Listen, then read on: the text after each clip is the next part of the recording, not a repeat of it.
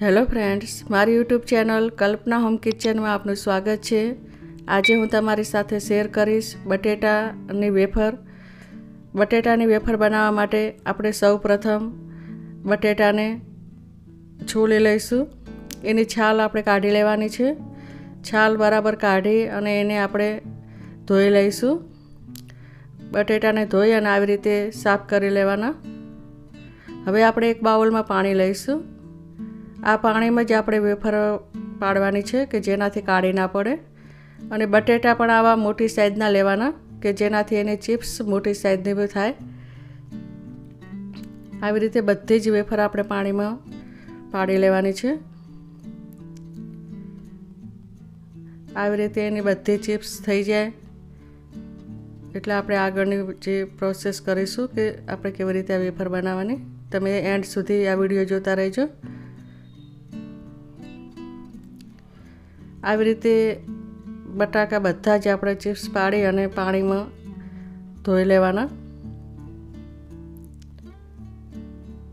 હવે આપણે ગેસ ઉપર એક તપેલીમાં પાણી મૂકીશું।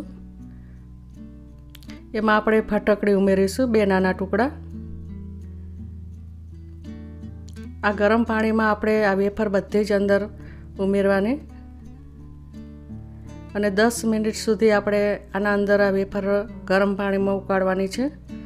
આને આપણે એકદમ ચડવા નથી દેવાની।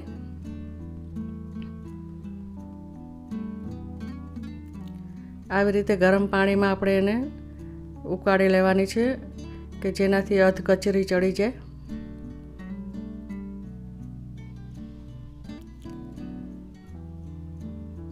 આવી રીતે આપણે એને મિક્સ કરી લઈશું અને ફટકડી નાખવાથી આ જે વેફર છે એનો કલર સફેદ થાય છે એટલે કે કાળી પડતી નથી આ વેફર।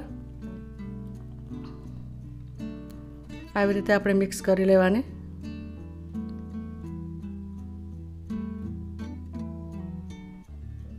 આવી રીતે ગરમ પાણીમાં આપણે એને મિક્સ કરતા રહેવાનું। ઉપર નીચે કરવાથી બધી જ વેફર બરાબર ચડી જાય છે।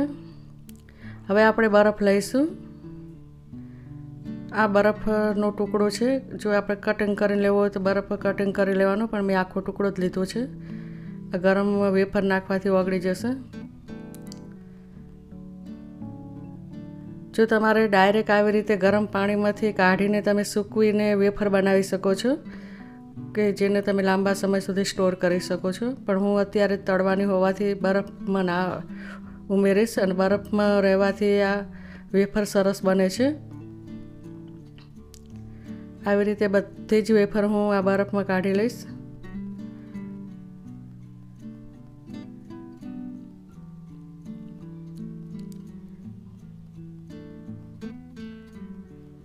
આવી રીતે બધી જ વેફરને આપણે બરફના બાઉલમાં લઈ લઈશું અને બરફમાં આપણે એને ઉપર નીચે કરીશું કે ઠંડા પાણીમાં એકદમ અંદર મિક્સ થઈ જાય।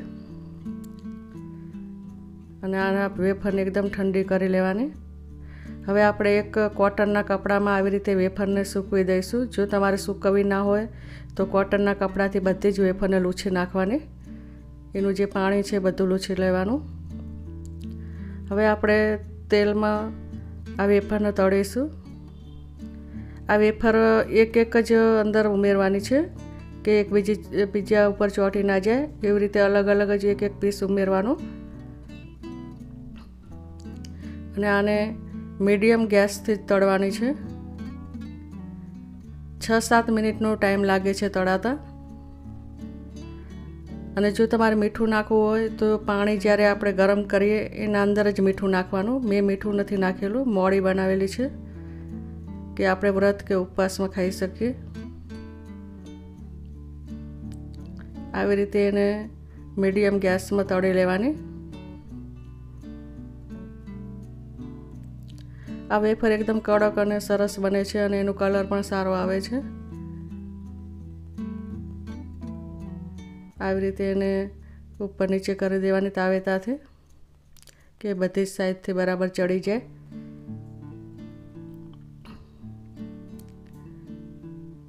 આ પણ તમે 1 મહિના સુધી સ્ટોર કરી શકો છો આવી રીતે તળીને। અને જો તમે સૂકવીને પણ બનાવી શકો છો કે તેને આપણે બરફના પાણીમાં નહીં નાખવાની, ડાયરેક્ટ જ એને સૂકવી દેવાની ગરમ પાણીમાંથી કાઢીને.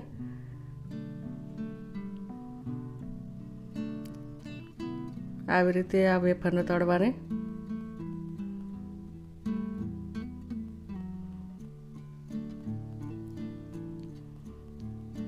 આવી રીતે જે એનો કલર છે એ એકદમ કાળો ના પડી જાય એટલા માટે આપણે મીડિયમ ગેસથી જ તળવાની.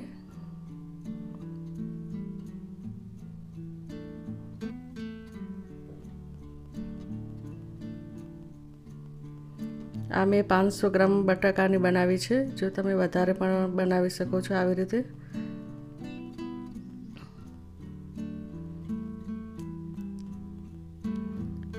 આવી રીતે આપણે આ વેફરને તળીને ઝારામાં બધું તેલ કાઢી લેવાનું કે જેનાથી મોટા ઝારામાં નાખવાથી એનું જે તેલ છે એ બધું નીતરી જાય છે.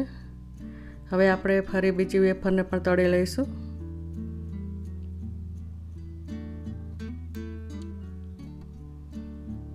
આવી રીતે આપણે એક જ વેફર ઉમેરવાની અંદર અને 20 મિનિટમાં જ આ વેફર તૈયાર થઈ જાય છે.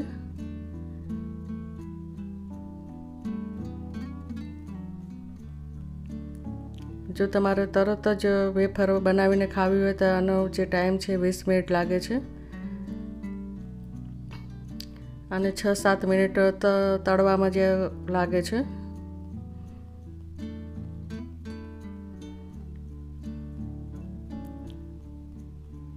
આવી રીતે એને બધી જ વેફર આપણે મીડિયમ ગેસમાં તળી લેવાની. જે આના ઉપર તમારે ઉપરથી મસાલો ઉમેરવો હોય તો મીઠું અને મરચું ઉમેરી શકો છો તમે, જે ઉપર છાંટીને ખવાય છે.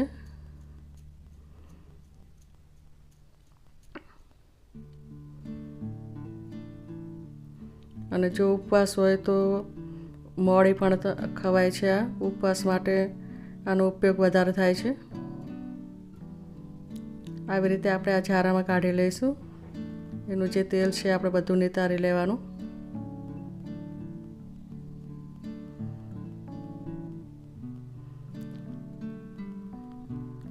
આ વેફર આવી રીતે તૈયાર થઈ જાય છે.